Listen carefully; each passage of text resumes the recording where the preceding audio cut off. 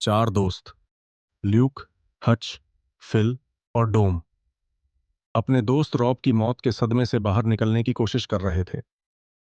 Rob की हत्या एक स्टोर डकैती के दौरान हो गई थी और उसके सम्मान में उन्होंने एक हाइकिंग ट्रिप की योजना बनाई जिसे वह हमेशा करना चाहता था। वे स्वीडन के घने जंगलों में किंग्स ट्रेल पर निकल पड़े, लेकिन यह ट्रिप एक भयानक भूल साबित होने वाली थी।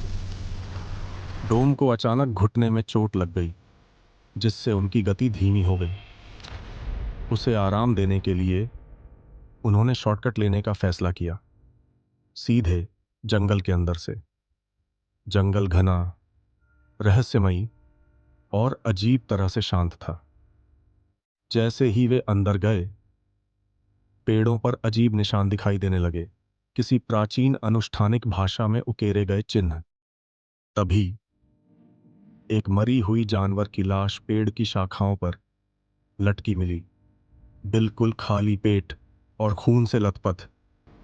यह जगह सही नहीं लग रही, हच ने फुसफुसाया। लेकिन अब पीछे हटने का कोई रास्ता नहीं था।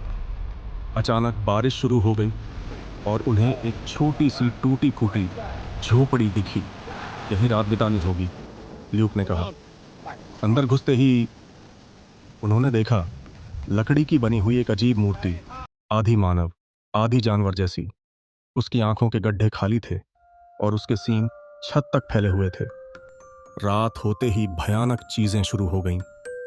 ल्यूक की आंख खुली और उसने देखा कि हच बड़बड़ा रहा था, जैसे किसी अनजान भाषा में कुछ कह रहा हो। डोम चीखते हुए जागा, कोई मुझे खींच रहा था। फिल मूर्ति के सामने घुटनों पर बैठा मिला, जैसे किसी अज्ञात शक्ति की पूजा कर रहा हो। उनका डर अब हकीकत में बदल चुका था। सुबह होते ही वे भाग निकले, लेकिन अब जंगल उनके खिलाफ था। चारों तरफ अजीब सरसराहट और किसी के चलने की आवाजें आ रही थीं। हच अचानक गायब हो गया। जब ल्यूक ने उसे खोजा तो एक पेड़ पर उसका शव टंगा मिला, बिल्कुल उसी तरह जैसे जानवर की लाश मिली थी। अब उन्हें समझ में आ गया, हम यहां अकेले नहीं हैं। रात होते ही असली आतंक शुरू हुआ। झाड़ियों के बीच से दो चमकती आंखें उभरीं। एक भारी विशालकाय परछाई पेड़ों के बीच हिल रही थी। एक राक्षसी आकृति जिसकी लंबी टेढ़ी मेढ़ी टांगे और सींग थे। फिल बेतहाशा भागा, लेकिन अगले ही पल वह अंधेरे में घसीटा गया। उसकी चीखें कुछ सेकंड तक सुनाई दी और फिर अचानक खामोशी। अब सिर्फ डोम और ल्यूक बचे थे। डोम और ल्यूक भागते भागते एक अजीब गांव पहुंचे, लेकिन यह कोई आम गांव नहीं था। यहां रहने वाले लोग किसी अज्ञात देवता की पूजा कर रहे थे।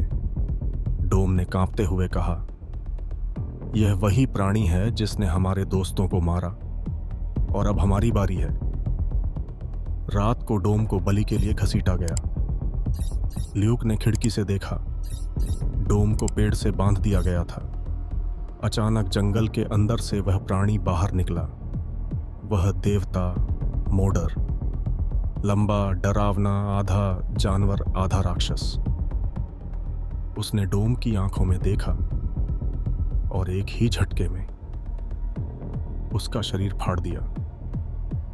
ल्यूक ने मौका देखकर अपनी रस्सियां खोली और भाग निकला।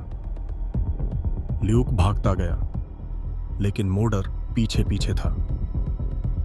अब बस एक ही रास्ता था, जंगल से बाहर निकलना। अचानक मोडर ने उसके सामने आकर रास्ता रोक दिया। ल्यूक ने पास पड़ी जलती हुई लकड़ी उठाई और मोडर की आंखों में घोंप दी। प्राणी पीछे हट गया। ल्यूक भागते भागते जंगल की सीमा पार कर गया। मोडर उसे घूरता रहा, लेकिन वह सीमा के बाहर नहीं आ सकता था। ल्यूक ने पहली बार सूरज की रोशनी देखी।